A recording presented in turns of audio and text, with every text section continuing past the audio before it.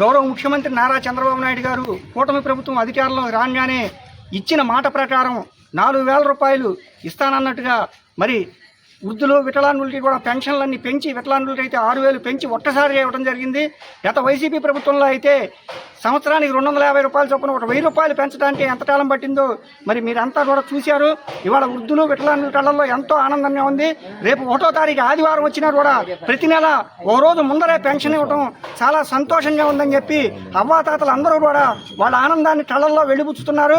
అలాగే ఇక్కడ కొన్ని సమస్యలు ఉన్నాయి. ఇవన్నీ కూడా నేను గౌరవ మంత్రివర్యులు కొల్లు రవీంద్ర గారి దృష్టికి తీసుకెళ్లాను. ఇళ్ల స్థలాలు ఇప్పించాలని, అలాగే కొన్ని రేషన్ కార్డులు ఇంకా రావాల్సినవి కూడా ఉన్నాయి మా డివిజన్లో. మంత్రి గారి దృష్టికి కూడా తీసుకెళ్లాను. గౌరవ మంత్రివర్యులు కొల్లు రవీంద్ర గారు కూడా పని వెంటనే చేసి పెడతానని చెప్పారు.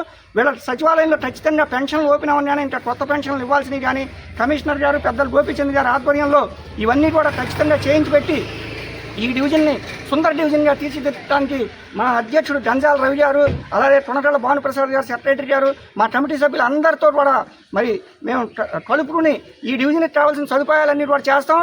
ఈ 45వ డివిజన్లో మరి గౌరవ మంత్రివర్యులు కొల్లు రవీంద్ర గారి సహకారంతో సబ్ జైలు డ్రైన్ అనేది లేదు. ఇవాళ 10 లక్షల రూపాయలతో సబ్ జైలు డ్రైన్ వేయించాం.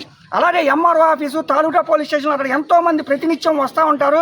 అక్కడ మరి లెట్రిన్లు బాత్రూమ్లు లేవని చెప్పి మరి అక్కడ ప్రజలు కంప్లైంట్ ఇవ్వగానే గౌరవ మంత్రివర్యులు కొల్లు రవీంద్ర గారు అక్కడ లెట్రిన్లు బాత్రూమ్లు కడటానికి కూడా మరి ఫండ్స్ ఏర్పాటు చేశారు.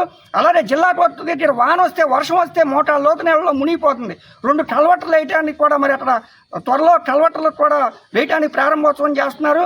అలాగే చిన్న చిన్న సమస్యలు ఉన్నాయి. ఆ సమస్యలన్నీ కూడా పెద్దల దృష్టికి నేను తీసుకెళ్ళి ఇవన్నీ కూడా ఎంపీ బాలశౌరి గారు, మంత్రి గారి దృష్టికి, అలాగే ఆర్టీసీ చైర్మన్ కొనకళ్ళ నారాయణ గారు అందరి దృష్టికి కూడా తీసుకెళ్ళి ఈ సమస్యలన్నీ కూడా నేను పరిష్కరిస్తానని చెప్పి అందరికీ తెలియజేస్తూ హామీ ఇస్తున్నాను.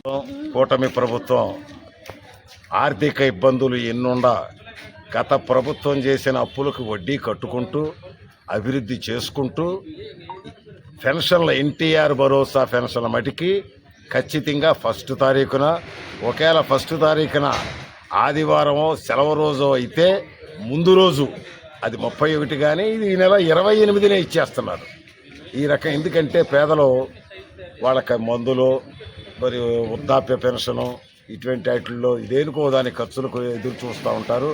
అందుచేత ఎన్ని ఇబ్బందులు ఉన్నప్పటికీ కూడా మరి ఇవ్వటం ఆ పేదల సంక్షేమాన్ని ఖచ్చితంగా మరవకుండా ముఖ్యమంత్రి గారు ముందు రోజు ఇప్పించటం ఉదావహం.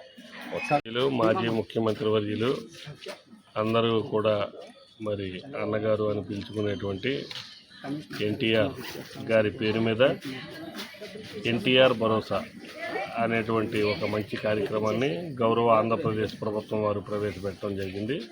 గతంలో ఉన్నటువంటి 3,000 రూపాయలని మళ్ళీ ఒక 1,000 రూపాయలు పెంచి 4,000 రూపాయలు గౌరవ ఆంధ్రప్రదేశ్ ప్రభుత్వం వారు టంచన్గా 1వ తారీఖుని ఇస్తున్నారు. ఒకవేళ 1వ తారీఖు ఆదివారం అయితే కనుక ముందు రోజే శనివారం రోజునే ఇచ్చేటువంటి వెసులుబాటు కూడా కల్పించడం జరుగుతుంది. అదేవిధంగా మొత్తం రాష్ట్ర వ్యాప్తంగా ఈరోజు అన్ని జిల్లాల్లోనూ, అన్ని మండలాల్లోని, అన్ని గ్రామాల్లోనూ, అన్ని వార్డుల్లోనూ కూడా మరి వార్డు సచివాలయ, స్వర్ణ వార్డు సచివాలయ కార్యదర్శులు, స్వర్ణ గ్రామ సచివాలయ కార్యదర్శులు ఇంటింటికి వెళ్ళి పొద్దున్నే మరి 6:30 కల్లా వచ్చి 1 గంట, గంటన్నర, 2 గంటల వ్యవధిలో మరి ప్రతి ఇంటికి తిరిగి వాళ్ళ ఇంటి ముందుకు వచ్చి పెన్షన్ పంపిణీ చేయడం అనేటువంటిది నిరంతరం ప్రతి నెల జరుగుతుంది. అదేవిధంగా ఈరోజు కూడా ఇక్కడ ఈ 45వ వార్డులో జరిగింది.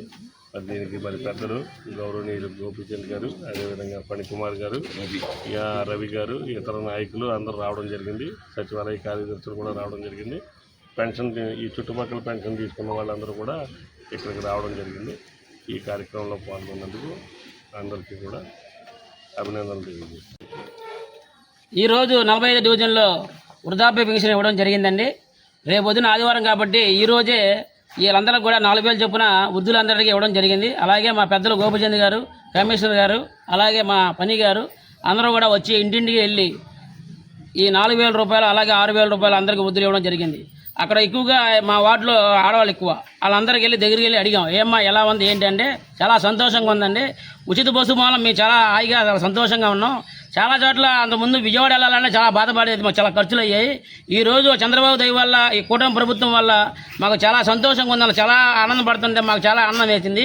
అలాగే చంద్రబాబు నాయుడు గారు ఆర్థిక ఇబ్బందులు ఉన్నా సరే ఈ 4,000 రూపాయలు, 6,000 రూపాయలు, 15,000 ఇవ్వడం జరుగుతుంది.